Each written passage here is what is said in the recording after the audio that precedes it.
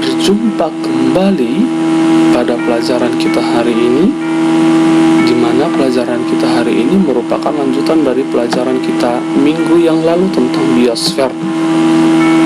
Ya, minggu ini, pertemuan ini kita akan mempelajari tentang faktor yang mengakibatkan terjadinya keanekaragaman atau faktor yang mengakibatkan persebaran flora dan fauna di permukaan bumi yang berbeda-beda. Kenapa hal tersebut terjadi? Itulah faktor-faktor yang menyebabkannya. Yang pertama itu adalah faktor ketinggian tempat atau relief, atau bisa dikatakan juga dengan topografi. Tinggi rendahnya permukaan bumi akan berpengaruh pada kandungan udara dan penyinaran matahari. Semakin tinggi suatu tempat, umumnya tumbuhannya pun semakin sedikit, dan semakin rendah suatu tempat, maka umumnya tanamannya akan semakin banyak. Semakin banyak tanaman akan berpengaruh pula kepada flora dan fauna yang ada di dalamnya. Yang kedua adalah faktor klimatik atau iklim. Faktor klimatik atau iklim di sini adalah faktor lintang ataupun cuaca yang mempengaruhi suatu wilayah. Di pelajaran kelas 10 kita sudah belajar tentang perbedaan cuaca dengan iklim. Kalau iklim itu wilayahnya luas, ya, sedangkan waktu yang dibutuhkannya sangat lama. Kebalikannya cuaca, wilayahnya sempit dan cepat berubah. Persebaran makhluk hidup, baik tumbuhan maupun hewan, dipengaruhi adanya unsur-unsur iklim dan cuaca. Apa saja unsur iklim dan cuaca tersebut? Yang pertama, curah hujan, suhu, angin, sudut sinar matahari, kelembapan, penguapan, dan masih banyak lagi.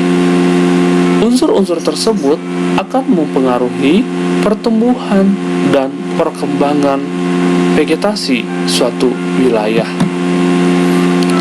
Kita masuk yang pertama adalah curah hujan. Berdasarkan banyaknya curah hujan, kita dapat menggolongkan 4 kategori tumbuhan.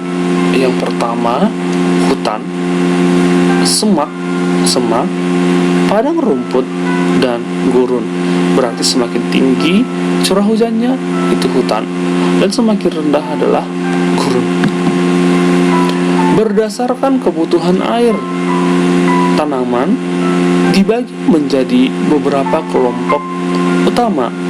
Yang pertama, higropit atau higropites, yaitu tanaman yang hidup dalam kondisi jumlah air yang banyak. Ini contohnya tanaman bakau yang berada di pesisir pantai. Yang kedua, mesopites, yaitu tanaman yang membutuhkan air dalam jumlah yang sedang.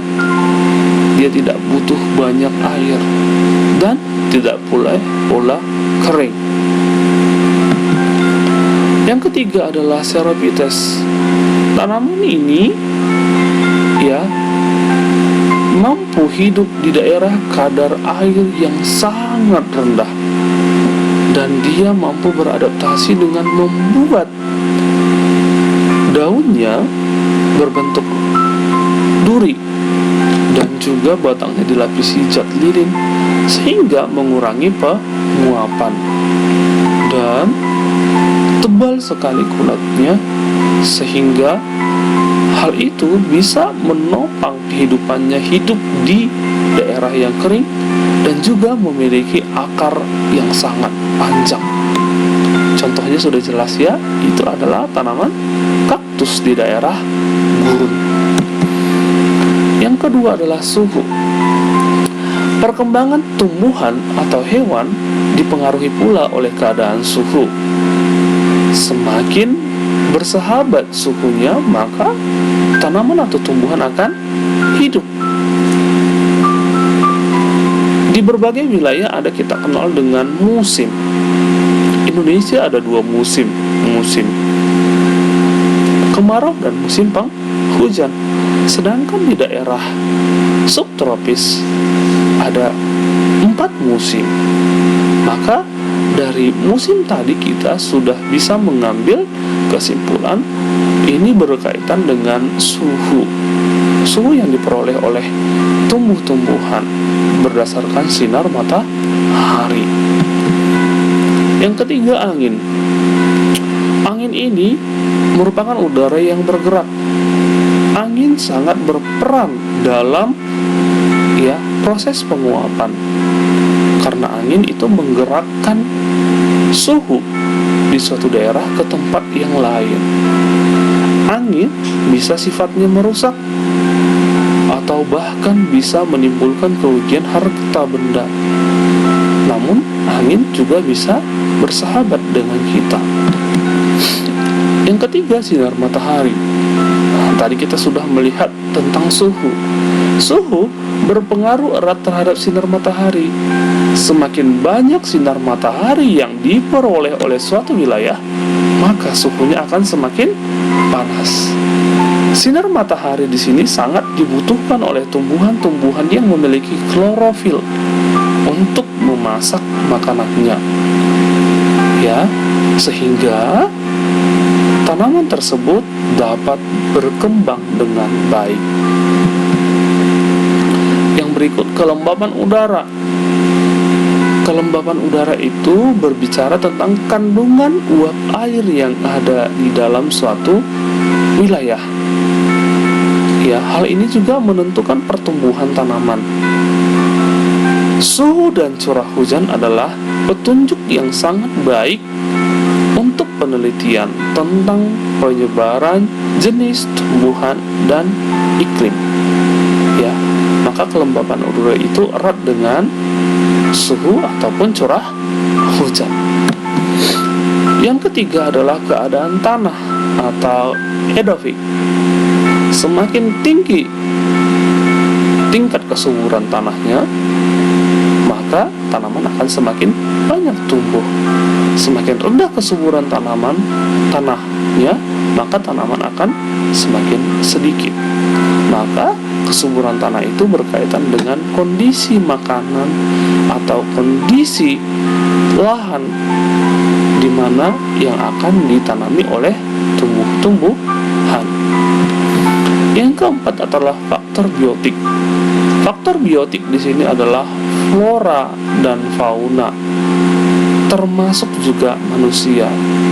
Namun di sini manusia memiliki peran yang sangat penting, karena manusia itu memiliki akal dan pikiran, sehingga manusia bisa mengubah kondisi alam baik ke arah yang positif maupun ke arah yang negatif. Demikianlah faktor-faktor persebaran flora dan fauna di permukaan bumi yang kita pelajari hari ini. Minggu depan kita akan mempelajari tentang persebaran flora dan fauna di dunia. Sampai di sini pertemuan kita. Selamat belajar, tetap semangat, dan jangan lupa diulangi materi-materinya. Terima kasih.